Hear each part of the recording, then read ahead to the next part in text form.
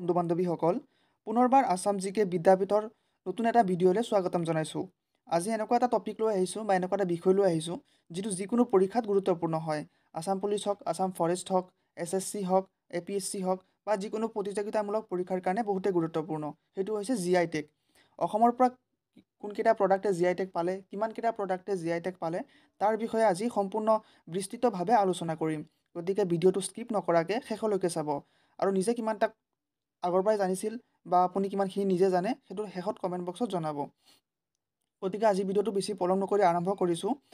তাৰ আগতে আমি জানি লওঁ যে what is GI tag. GI টেগৰ অসমৰ পৰা কিমানটা প্ৰডাক্টে পালে তাৰ বিষয়ে জানিম। তাৰ আগতে আমি জানিব লাগিব GI টেগ মানেনো কি হয়, কোনে GI টেগ দিয়ে বা GI টেগ কেনেকৈ ৰেজিষ্ট্ৰি হয়, GI টেগৰ কাম কি, সেই কথাখিনি জানি ল'ব লাগিব। আৰু ইয়াত দুইটা লেংগুৱেজতো আছে, ইংলিছতো আছে, অসমীয়াতো আছে। যিসকলে অসমীয়া বুজি নাপায় সিহঁতে ইংলিছটো চাব পাৰিব, আৰু যিসকলে ইংলিছটো বুজি নাপায় বা কমকৈ বুজি পায় সিহঁতৰ কাৰণে অসমীয়াত আছে। আৰু যদি আপোনাক সম্পূৰ্ণ PDF-টো লাগে তেতিয়াহ'লে মই ভিডিঅ'ৰ ডেছক্ৰিপশ্যনত টেলিগ্ৰাম চেনেলৰ লিংকটো দি দিম, তাতে জইন হৈ আপুনি সম্পূৰ্ণ PDF-টো লাভ কৰিব পাৰিব। গতিকে আজি আৰু বেছি পলম নকৰি আজিৰ ভিডিঅ'টো আৰম্ভ কৰিছোঁ। প্ৰথমতে আমি চাই ল'ব লাগিব what is GI tag. GI tag মানেনো কি?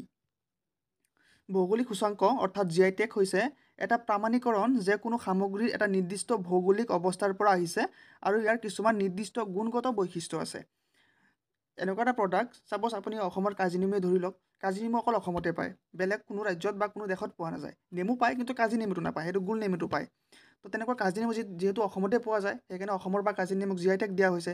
তেনেকৈ কিছুমান জিঅ'গ্ৰাফিকেল স্পেচিফিক লোকেশ্যন থাকিব লাগিব আৰু কিছুমান স্পেচিফিক কোৱালিটি থাকিব লাগিব সেই প্ৰডাক্টটোত, আৰু সেই বস্তুটোকে GI টেগ দিয়া হয়। আৰু GI টেগৰ ফুল ফৰ্মটো হৈছে জিঅ'গ্ৰাফিকেল ইণ্ডিকেশ্যন। আপোনালোকে স্ক্ৰীনত দেখা পাই আছে জিঅ'গ্ৰাফিকেল ইণ্ডিকেশ্যন। আমি নেক্সট টপিকত যাওঁ। নেক্সটটো আছে হু গেভছ GI টেগ। GI টেগ কোনে প্ৰদান কৰে? GI টেগটো বুজিলোঁ কি হয়, এতিয়া GI টেগটো কোনোবাই দিব লাগিব। এইটো গভৰ্ণমেণ্টে দিয়ে নে কোনে দিয়ে, কোনটো ডিপাৰ্টমেণ্টে দিয়ে, তাৰ বিষয়ে অকণমান জানি লওঁ।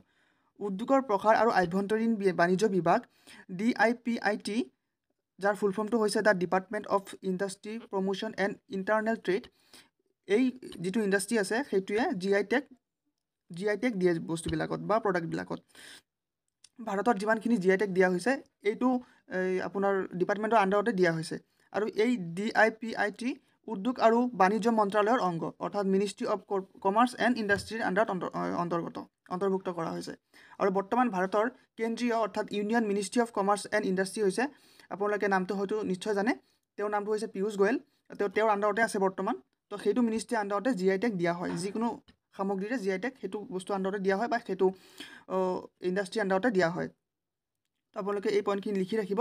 এইখিনি বাৰু আসাম পুলিচৰ কাৰণে ইমান ইম্পৰ্টেণ্ট নহয়, যিসকলে হয়তো দিব পাৰে যে GI টেগ কোনে দিয়ে, কোনটো মিনিষ্ট্ৰিৰ আণ্ডাৰত পৰে, তেনেকুৱা ধৰণৰ যদি কাটিম বুলি কয় ভিতৰৰ পৰা কাটিও দিব পাৰে। এইটো আমি আগতে ক'ব নোৱাৰোঁ, তো চাই থোৱাটো ভাল। গতিকে এইখিনি লিখি ৰাখিব। আমি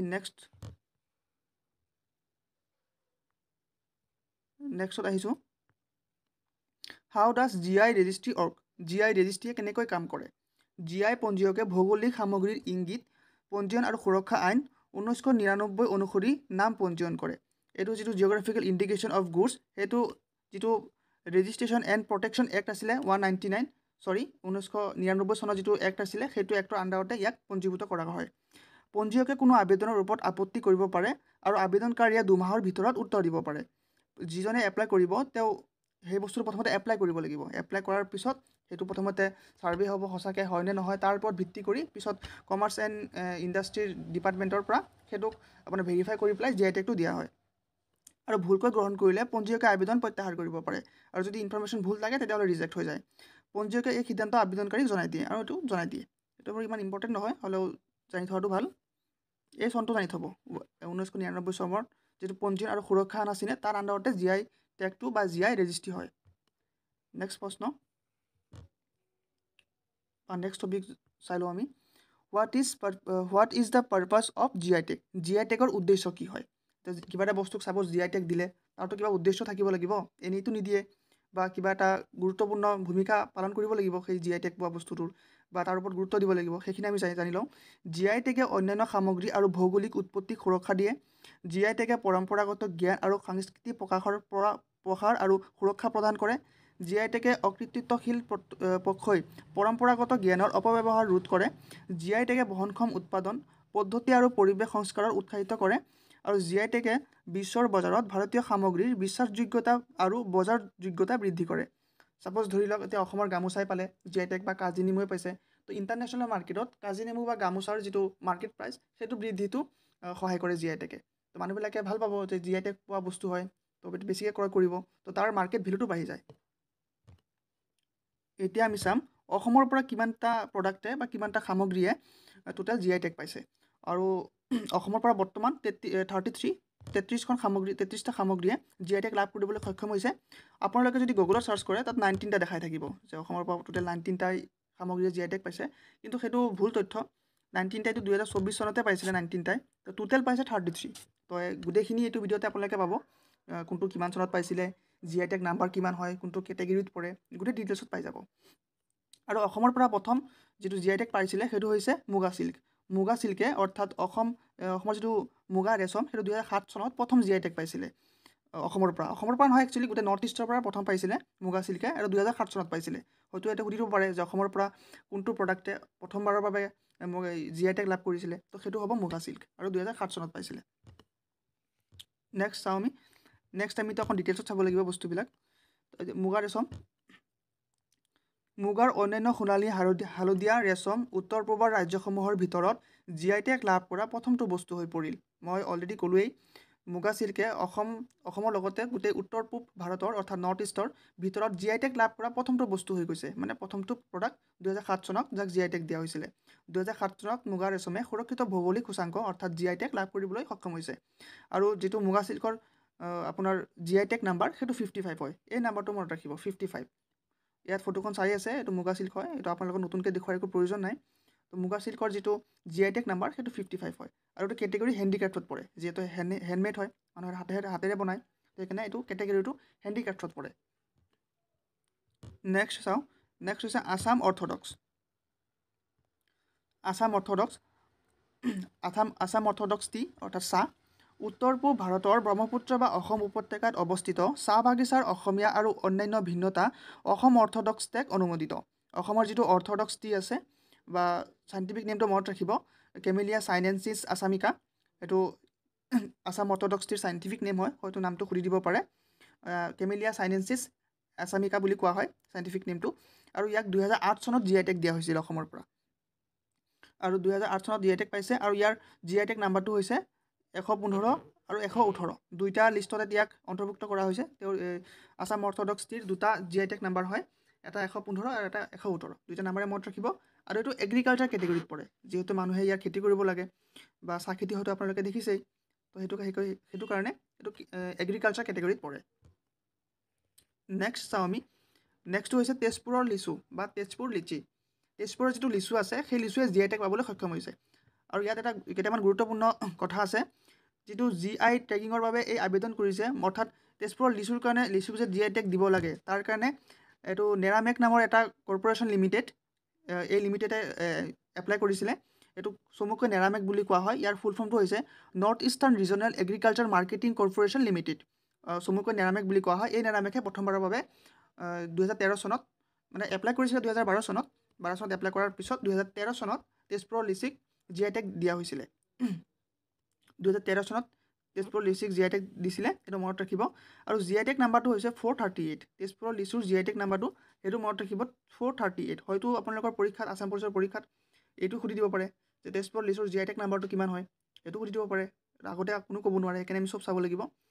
আৰু কেটেগৰী হৈছে এগ্ৰিকালচাৰ। কেটেগৰীখিনি বাৰু নিজে পাৰিব বাৰু, কেটেগৰী এগ্ৰিকালচাৰ, এইটোতো হেণ্ডিক্ৰাফ্ট হ'ব নোৱাৰে, যিহেতু গছত লাগে, তো গছত লাগে যদি এগ্ৰিকালচাৰতে পৰিব, হেণ্ডিক্ৰাফ্ট হ'ব নোৱাৰে। তো এইখিনি মনত ৰাখিব।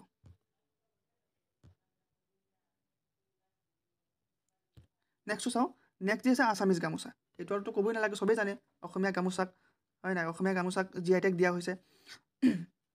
অসমীয়া গামোচা 2022 চনত GI টেগ দিয়া হৈছিলে।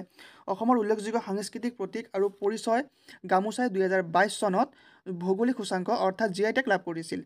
গামোচাৰ ৰং, সীমা আৰু বিভিন্ন ডিজাইনৰ হাতেৰে বনোৱা আয়তাকাৰ কপাহী কাপোৰ টুকুৰা পৰম্পৰাগতভাৱে বয়সস্থ আৰু অতিথিসকলক অসমীয়া সন্মান সন্মানৰ চিন স্বৰূপে আগবঢ়োৱা হয়। এইখিনি আৰু নতুনকৈ কোৱা একো নাই বাৰু, আপোনালোকে নিজে বুজি পায় গামোচাৰ কিমানখিনি গুৰুত্ব আছে বা অসমীয়া সমাজত গামোচাৰ সন্মান কিমানখিনি হয়।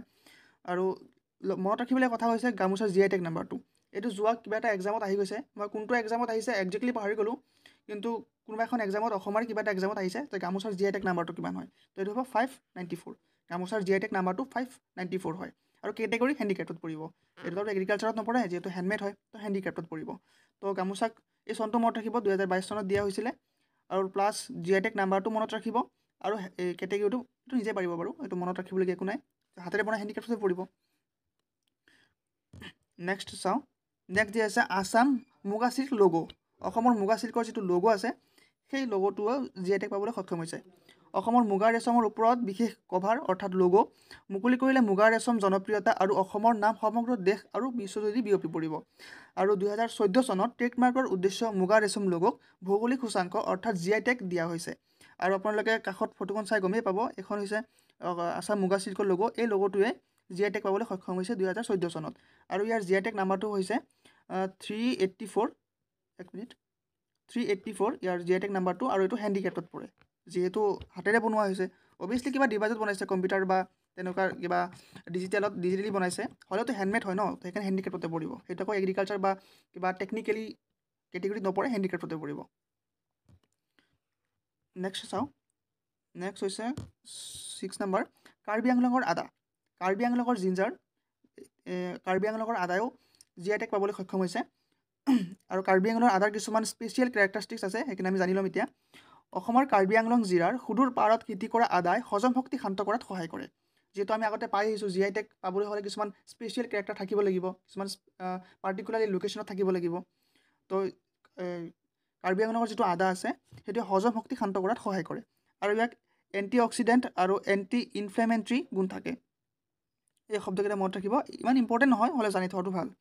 ইয়াক একচেটিয়া কম আঁহযুক্ত জাত আছে আৰু ই শিপাৰ বিশেষ। এইটো যিটো আদা, তাত আদাটোত আঁহ কম থাকে। আৰু যিহেতু আদাটো শিপাই ব্যৱহাৰযোগ্য হয়, তো আদাটো একচুৱেলি শিপাটোৱে খোৱা হয় বা শিপাটোৱে ব্যৱহাৰযোগ্য হয়। আৰু ইয়াত স্পেচিয়েল কেৰেক্টাৰটো হৈছে ইয়াত আঁহ কম থাকে। আৰু সেইটো কাৰণে 2014 চনত কাৰ্বি আংলঙৰ আদাই GI টেগ লাভ কৰিবলৈ সক্ষম হৈছিলে। আৰু কেটেগৰী এগ্ৰিকালচাৰত পৰিব, এইটো নিজে গম পাব।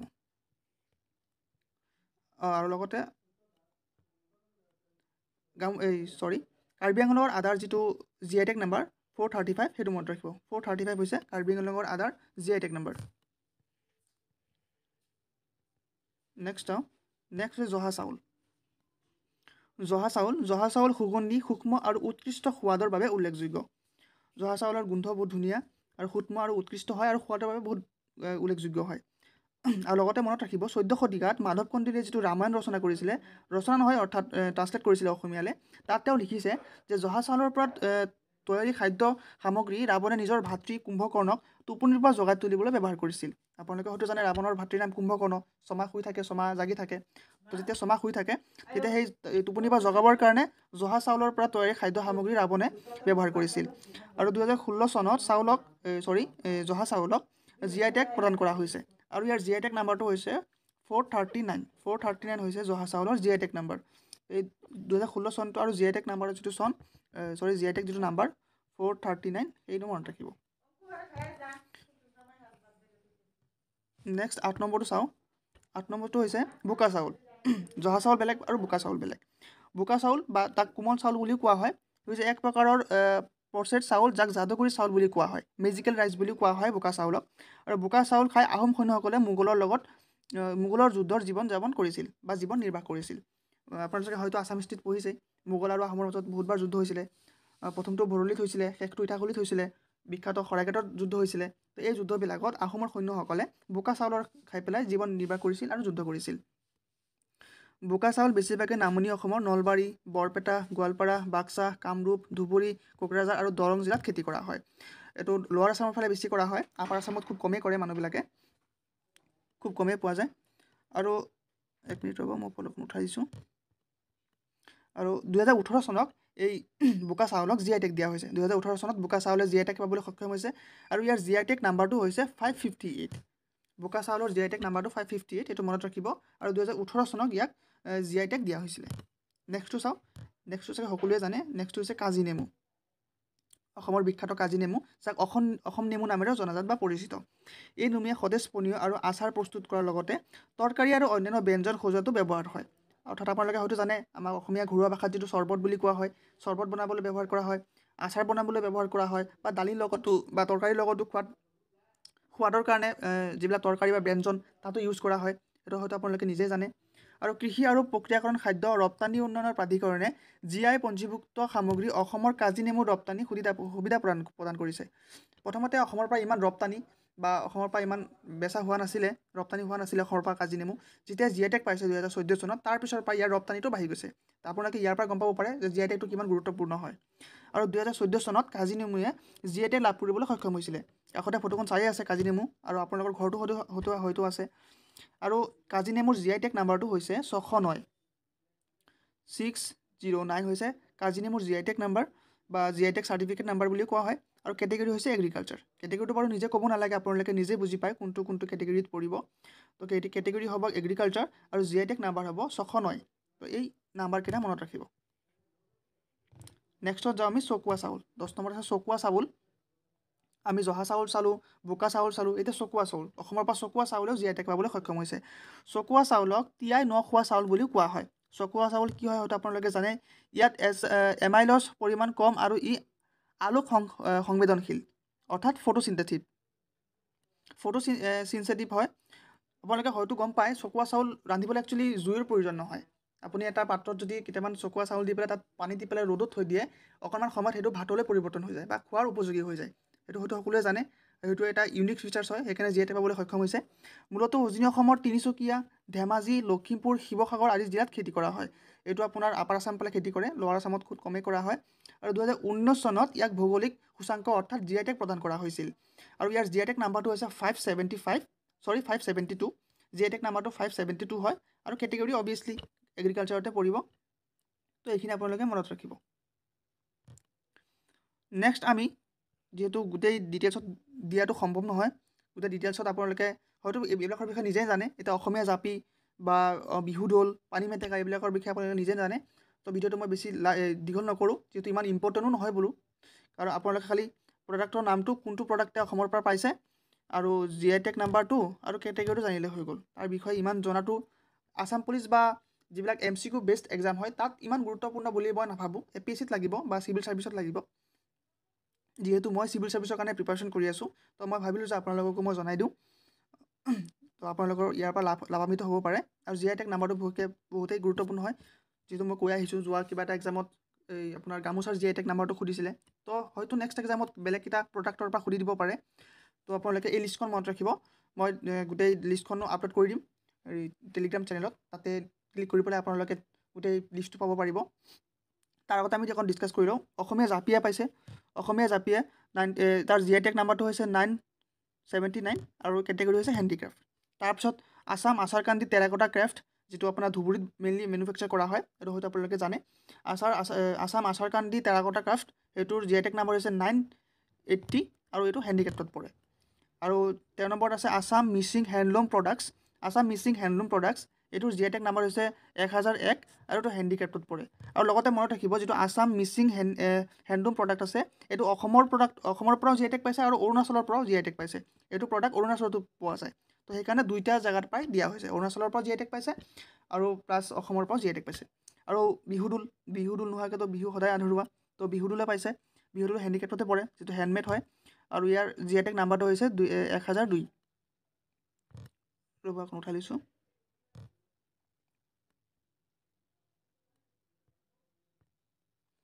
তাৰপিছত আছে 15 নম্বৰত আছাম পানী মেটেকা ক্ৰাফ্ট। পানী মেটেকা হয়তো আপোনালোকে চিনি পায়। পানী মেটেকাৰে যিটো ক্ৰাফ্ট বনোৱা হয় বা যিবিলাক প্ৰডাক্ট বনোৱা হয়, সেইটোৱে পাইছে GI টেগ। আৰু ইয়াৰ GI টেগ নাম্বাৰটো হৈছে 1003 আৰু এইটো কেটেগৰী হৈছে হেণ্ডিক্ৰাফ্ট, হাতেৰে বনোৱা হয় অভিয়াছলি।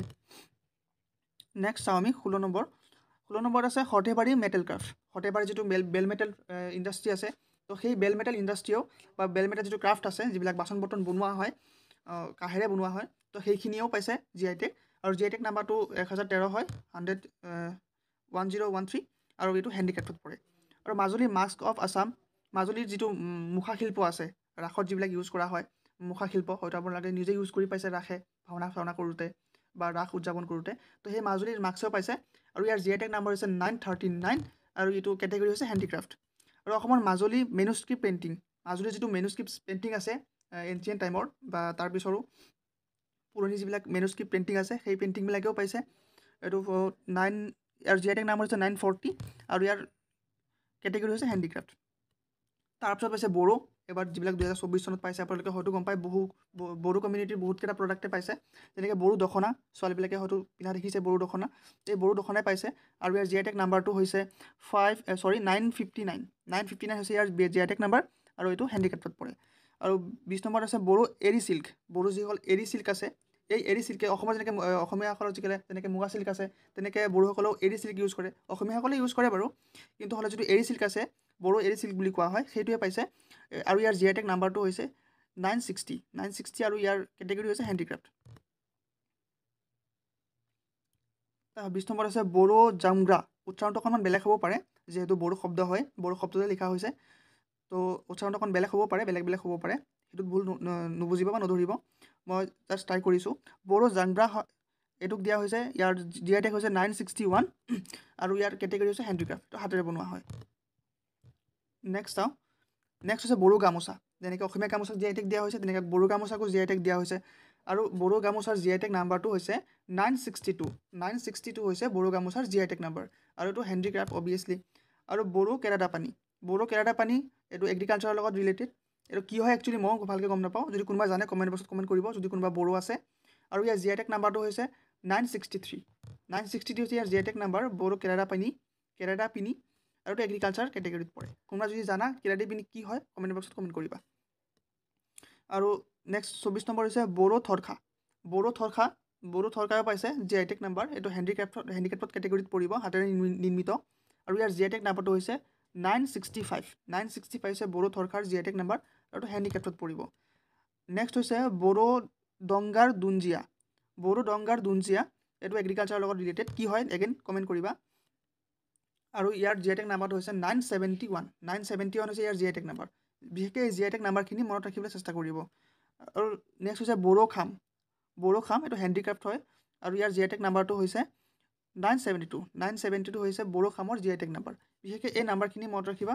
আৰু কেটেগৰীখিনি বাৰু নিজে গম পাই যাবা কি হ'ব কি নহয়, এটা দুটাত অকণ কনফিউজ হ'ব পাৰে, যেনেকৈ কেৰাদাপানী, বড়ো খাম, এইবিলাক শব্দৰ লগত আমি ইমান ফেমিলিয়াৰ নহয়, যিসকল বড়ো হয় সিহঁতৰ কাৰণেতো একো নাই, হ'লেও মনত ৰাখিবলৈ চেষ্টা কৰিব। নেক্সট হৈছে বড়ো চেৰজা, এইটো হেণ্ডিক্ৰাফ্ট হয় আৰু ইয়াৰ জি আই টেগ নাম্বাৰ হৈছে 973 হৈছে বড়ো চেৰজাৰ G I tag number. Next হৈছে বড়ো চিফুং হেণ্ডিক্ৰাফ্ট হয় এগেইন আৰু ইয়াৰ জি আই টেগ নাম্বাৰটো হৈছে 974, নাম্বাৰখিনি মনত ৰাখিব এগেইন। নেক্সট হৈছে বড়ো খাৰদুয়ে হৈছে হেণ্ডিক্ৰাফ্ট কেটেগৰীত পৰিব আৰু ইয়াৰ জি আই টেগ নাম্বাৰ হৈছে 975 হৈছে বড়ো খাৰদুইৰ G I tag number. Next আমি বড়ো গগনাও এবাৰ জি আই টেগ পাবলৈ সক্ষম হৈছে, এইবাৰ মানে 2024 চনত অভিয়াছলি, তো ইয়াৰ জি আই টেগ নাম্বাৰটো হ'ব 977 আৰু এইটো হেণ্ডিক্ৰাফ্টত পৰিব। আৰু নেক্সট হৈছে বড়ো জোঠাও জি আই টেগ পাবলৈ সক্ষম হৈছে, ইয়াৰ জি আই টেগ নাম্বাৰ হৈছে 978 আৰু হেণ্ডিক্ৰাফ্টত কেটেগৰী। আৰু নেক্সট হৈছে জুদিমা, এইটো হয়তো সকলোৱে জানে, জুদিমা অসমৰ পৰা যিটো জুদিমা আমাৰ লোকেল যিটো পনীয় সেইটো জি আই টেগ পাবলৈ সক্ষম হৈছে আৰু ইয়াৰ জি আই টেগ হৈছে 643 আৰু ইয়াৰ কেটেগৰী হ'ব মেনুফেকচাৰ, যিহেতু এগ্ৰিকালচাৰতো নপৰে বা হেণ্ডিক্ৰাফ্টতো নপৰিব, তো এইটো মেনুফেকচাৰ হয়, যিটোতো ঘৰতে বনোৱা হয়, তো জুদিমা পাইছে, তো মনত ৰাখিব। আৰু নেক্সট হৈছে চিংফো টি, যিটো চিংফো ফালাপ আছে বা চিংফো টি আছে সেইটো টিও পাইছে, এইটো চাহ হয়, সেইটো জি আই টেগ পাবলৈ সক্ষম হৈছে আৰু সেইটো জি আই টেগ নাম্বাৰ হৈছে 935 আৰু ইয়াৰ কেটেগৰী হ'ব এগ্ৰিকালচাৰ, দেখাবলৈ পাইছে ইয়াৰ কেটেগৰী হ'ব এগ্ৰিকালচাৰ। এইটো অৰুণাচলৰ পৰা পাইছে, যেনেকৈ অসমৰ পৰা পাইছে, মানে এই প্ৰডাক্টটো অৰুণাচলতো পোৱা যায়, সেইকাৰণে অৰুণাচলৰ পৰা দিয়া হৈছে জি আই টেগ আৰু অসমৰ পৰা দিয়া হৈছে জি আই টেগ। তো আজিৰ কাৰণে ইমানখিনিয়ে আছিলে, যদি এইটো ভিডিঅ'টো ভাল পালে লাইক কৰিব, চেনেলটো ছাবস্ক্ৰাইব কৰিব আৰু লগৰ যদি কোনো বন্ধু বান্ধৱী আছে তাৰ লগত শ্বেয়াৰ কৰি দিব। লগ পাম নেক্সট এটা ভিডিঅ'ত, আজিৰ কাৰণে ধন্যবাদ।